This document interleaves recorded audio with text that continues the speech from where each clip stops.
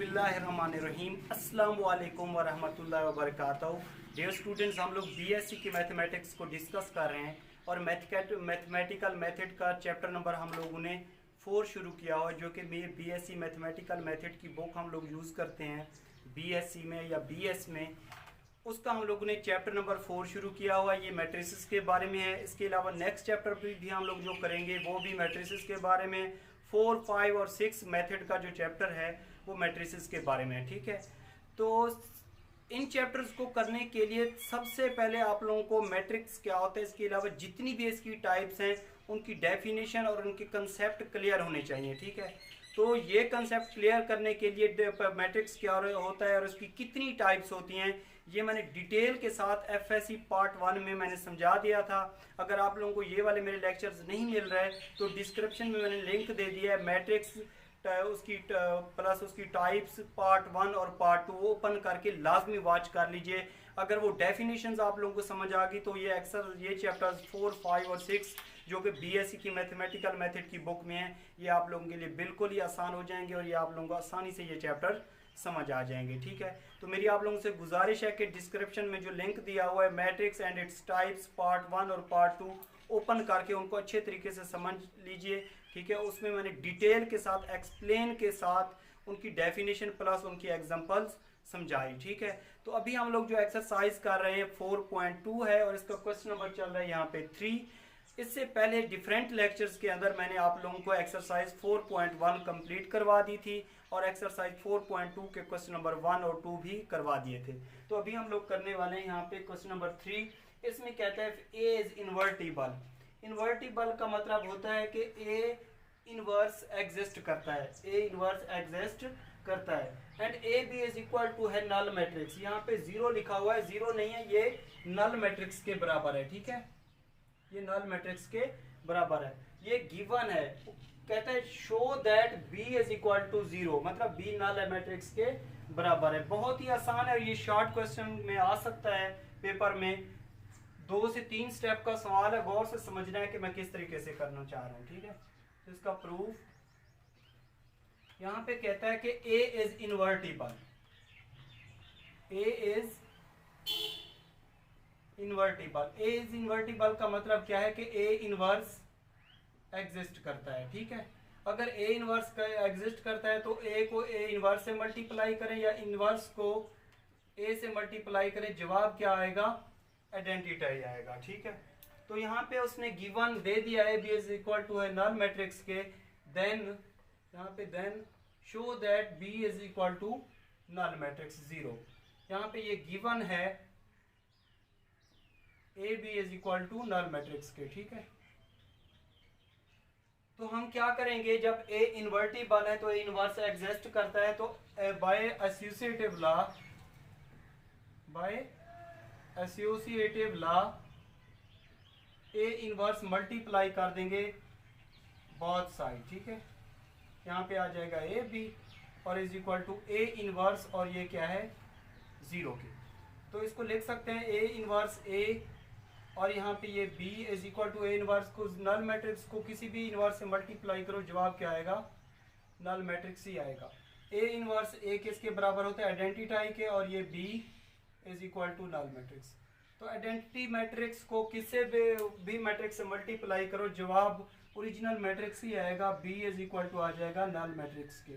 तो ये हमारा यहाँ पे ऐसे प्रूव हो जाएगा, यहाँ पे लिख देंगे हैंस प्रूव्ड। तो ये शॉर्ट क्वेश्चन के लिए वेरी वेरी इंपॉर्टेंट था।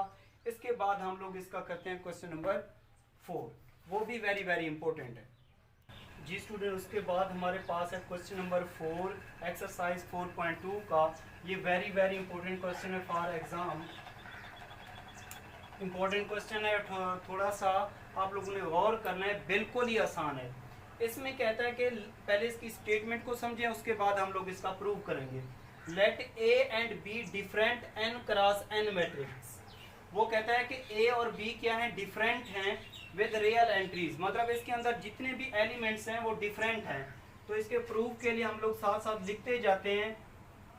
यहाँ पे लिखना है since A B are different.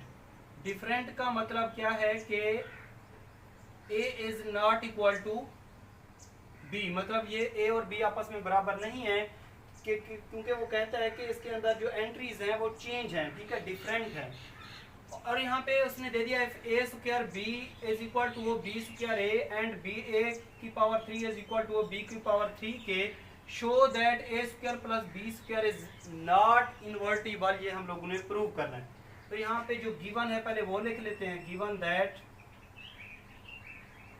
A square B is equal to है बी स्क्वायर ए के, इसको नाम दे देते हैं यहाँ पे 1 का, और a की पावर 3 इज इक्वल टू है b की पावर 3 के, इसको नाम दे देते हैं यहाँ पे 2 का। वो कहता है show that A square plus B square is not invertible. हम लोगों ने शो क्या करना है, we have to show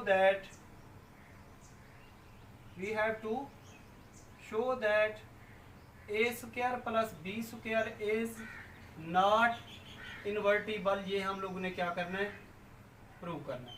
not invertible का मतलब क्या होता है, इन्वर्टिबल अगर कोई मैट्रिक्स इन्वर्टिबल हो तो हम लोग कहते हैं कि इन्वर्स एग्जिस्ट करता है, ठीक है।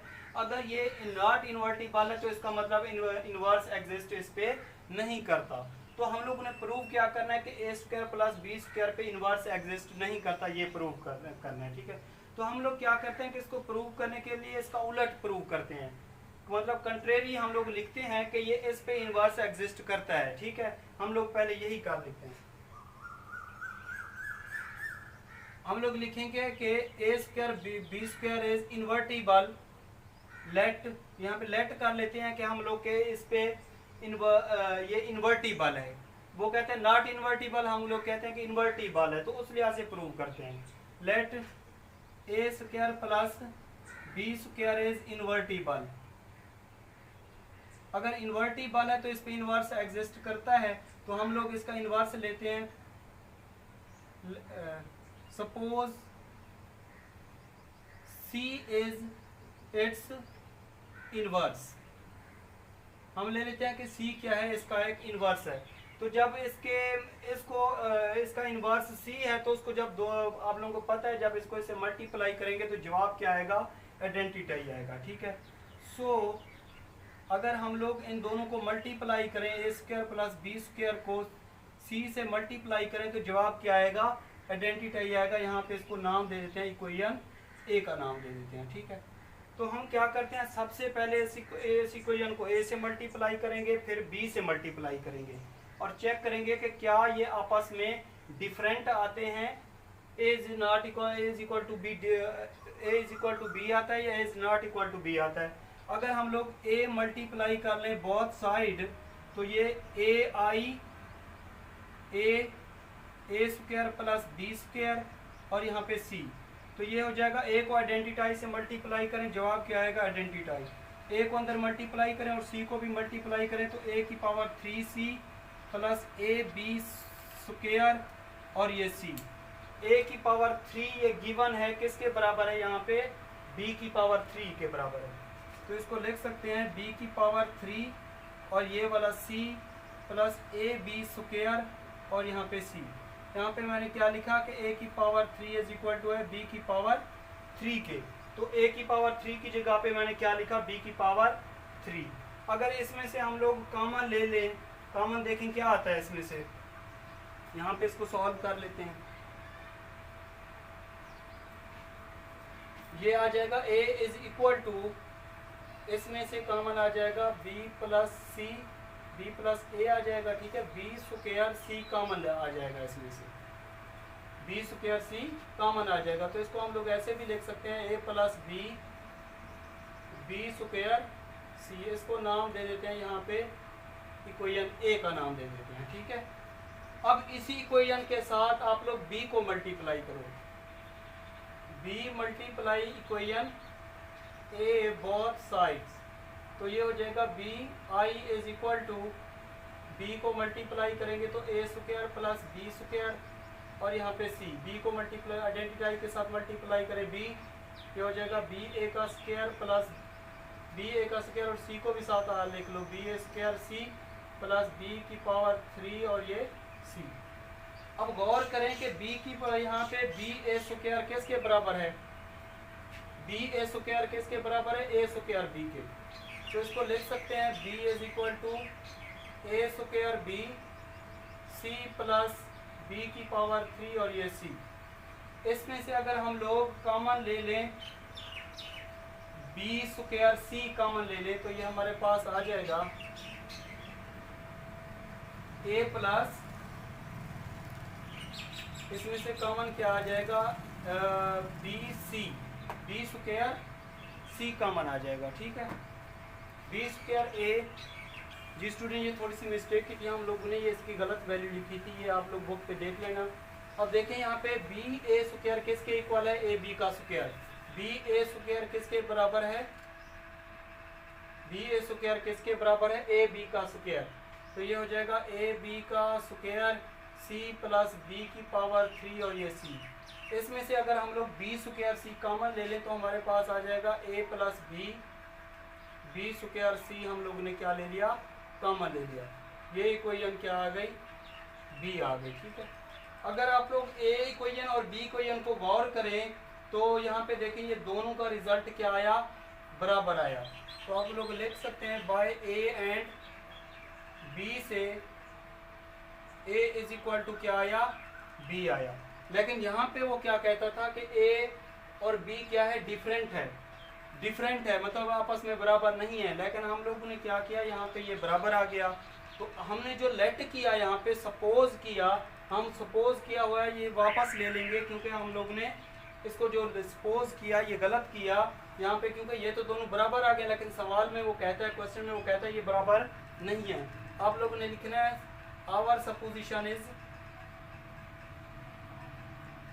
Our supposition is wrong. जो हम लोगों ने लेट किया वो क्या है, बराबर है, वो गलत है, वो हम लोग वापस लेते हैं। So A square plus B square is invertible. ये क्या हो गया, इन्वर्टिबल होगा, क्योंकि हम लोगों ने यहाँ पे लेट किया कि ये इन्वर्टिबल है, लेकिन यहाँ पे वो बराबर आ गया। ठीक है, तो ये क्या होगा, A square plus B square, sorry not invertible. हम लोगों ने यहाँ पे लेट किया था कि ये इन्वर्टिबल है, तो इन्वर्टिबल के लिए ए इज इक्वल टू क्या आ गया, बी। लेकिन यहाँ पे क्वेश्चन में क्या कहता था कि A is not equal to B, क्योंकि ये डिफरेंट है। तो हमने जो लेट किया था वो गलत किया था, इस वजह से ये क्या होगा, A square plus B square is not invertible. तो इस तरीके से हम लोगों ने इस क्वेश्चन को सॉल्व कर लिया। ठीक है।